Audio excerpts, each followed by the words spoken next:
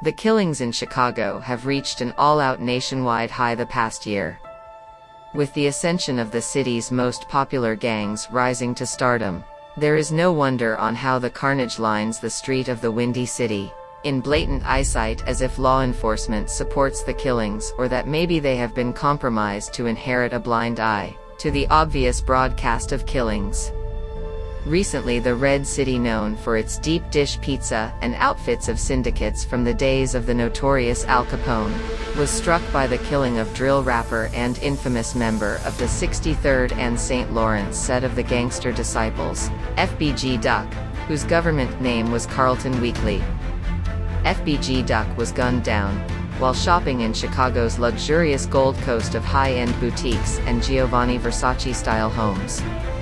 It seems as if the Feds, Federal Bureau of Investigation, or Alphabet Boys as they are called by street organizations, didn't seem to care about the multitude of warlike military-style killings with semi-automatic weapons and assault machine guns, like the AK-47, until the blatant broad daylight slaying of FBG Duck spread into a predominantly white-populated neighborhood.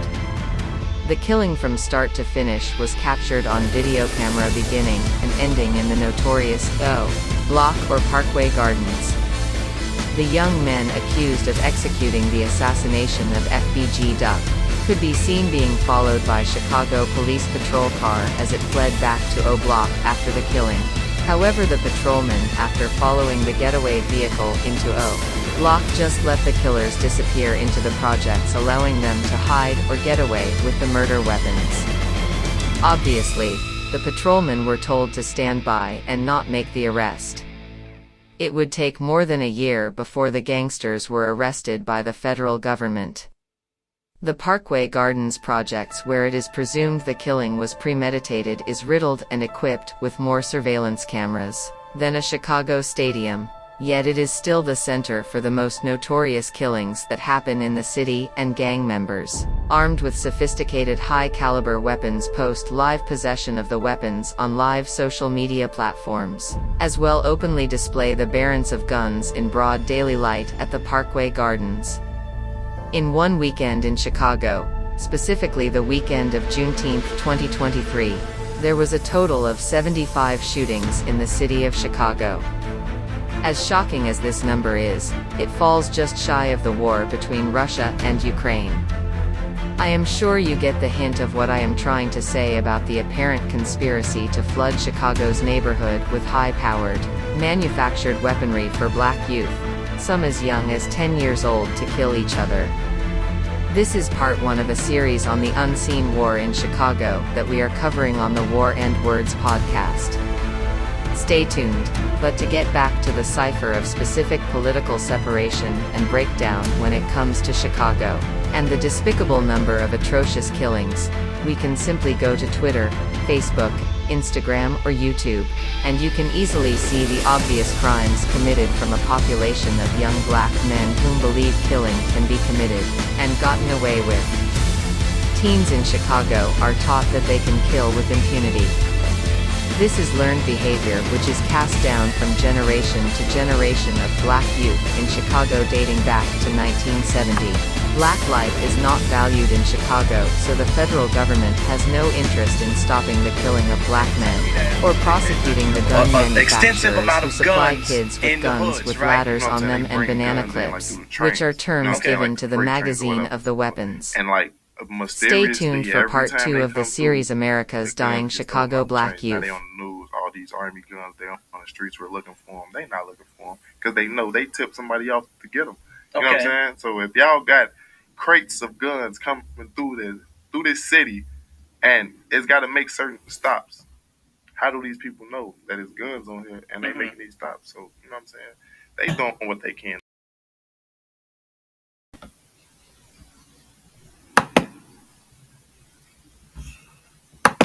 Been out there, then you wouldn't know it. And it's gonna be hard to believe, but myself, for a fact, and several others that I ran with know this to be the truth. Growing up in Chicago in the early 90s, this same situation was happening.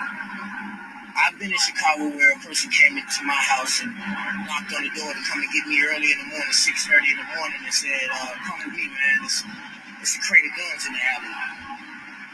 And I got up and ran out there, and sure enough, there was a crate of guns. And during that time when we in it, you're not thinking about where did the guns just come from. You know, you never think about that type of stuff, like where did the guns come from and why are they here. But now that I'm older, I can kind of tell you that it's a diabolical plot. Nothing to stop it. The guns are still there. The guns are still being placed in these different strategic communities. It's a plan. It's not out in Breezeview. It's not out in, Westmount. They're putting it in the hundreds for sure. Yeah, they're putting it on 55th. They're putting it in Inglewood. 6:30 in the morning while older people that's at work, you sleep. You're not outside. So, you got the streetwalkers and the people that's out, they hustling and they out all types of day. And, yeah, they're the ones that's going to run across them. And who would go and tell the police? I never went to go tell the police when we found some guns. That don't even make sense. Why would you go tell the police? So people are wondering why so much violence. You think about it. You think about this. Okay, the police are locking people up constantly in Chicago every single day. They're taking guns off the street every single day, every day. So how is it that all of these guns just keep appearing? Where are all the guns coming from? Nobody's going to the gun store buying these guns. So where are all these guns? Now, this is another part that you don't know. I was so used to having exotic guns that I thought that was the norm. You understand what I'm saying? I'm saying far as, I don't know if are you familiar with guns, but a fully automatic handgun is almost impossible to get. You know what I'm saying? A fully automatic assault rifle, that's not common. It may sound common, but that's not common. A Uzi that's fully automatic, that's not common. So I was so used to having everything in the area that I knew of was fully. It shot fully automatic, fully. So me being 17 and 18 and in my 20s, I was so naive. They say many will come, but only few will be chosen to see the truth, the light to remove the veil covering from the eyes. To be able to see things for what they are, and not what they appear to be. President Barack Obama, in Chicago as a black man, even in his presidency didn't make it a priority to enforce even by executive order measures to stop the violence. And just look, Michelle Obama is actually from O Block or Parkway Gardens, and the war that black teens and adolescents face still receives no call for immediate action.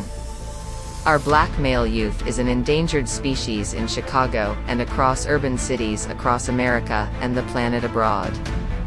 Well, we did see a feeble attempt by the former president, Mr. Law and Order himself Donald Trump to address the violence, but I guess we can see that Mr. Trump has some very steep legal issues of his own to attend to, and therefore cannot and probably prefers not to assist the plagued black youth at this time.